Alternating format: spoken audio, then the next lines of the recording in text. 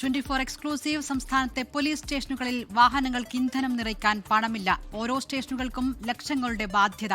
Rural മേഖലയിലാണ് പമ്പുടമകൾക്ക് പണം നൽകാൻ കൂടുതലുമായുമുള്ളത്. ഇന്ധനം നിറയ്ക്കാൻ സ്വകാര്യ വ്യക്തികളിൽ നിന്ന് പോലും പണം വാങ്ങേണ്ട ഗതികേടിലാണ് പോലീസ്.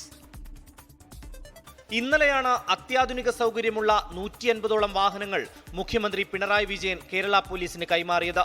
വാഹനങ്ങൾ സംസ്ഥാന സർക്കാർ മുറയ്ക്ക് നൽകുന്നുണ്ടെങ്കിലും ഇന്ധനം നിറയ്ക്കാൻ പണമില്ലെന്നാണ് ആക്ഷേപം.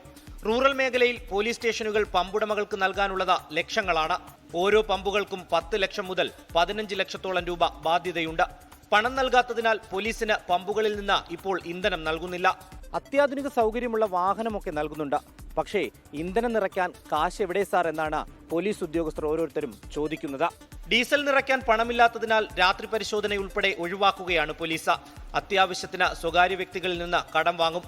സ്റ്റേഷൻ ചുമതലയുള്ള SHOമാരുടെ കീശയിൽ നിന്നും കാശ് ചെലവാകുന്നുണ്ട്. എല്ലാ മാസവും പമ്പുടമകളും അതാത് പോലീസ് സ്റ്റേഷനുകളും ബില്ലുകൾ ഓഫീസുകൾക്ക് കൈമാറും. ആഭ്യന്തര വകുപ്പിൽ നിന്ന് കൃത്യസമയത്ത് ബില്ലുകൾ മാറാത്തതാണ് പണം ലഭിക്കാത്തതിനുള്ള കാരണമെന്നാണ് ലഭിക്കുന്ന വിവരം. പരാതി പറയാൻ വിളിക്കുന്നവരോട് അന്വേഷിക്കാൻ എത്തണമെങ്കിൽ ഇന്ധനം നിറയ്ക്കാൻ കാശുകൂടി നൽകണമെന്ന് പറയേണ്ട ഗതികേടാണ് കേരള പോലീസിന്. ശ്രീധർ, 24 തിരുവനന്തപുരം. ലോകത്തെവിടെയായാലും ഏത് സമയത്തും 24 വാർത്തകളും ഓഗ്മെന്റഡ് റിയാലിറ്റി പാക്കേജുകളും എക്സ്പ്ലെയിനറുകളും വിശദമായി കാണാൻ ഞങ്ങളുടെ യൂട്യൂബ് ചാനൽ നിങ്ങൾക്ക് സബ്സ്ക്രൈബ് ചെയ്യാം.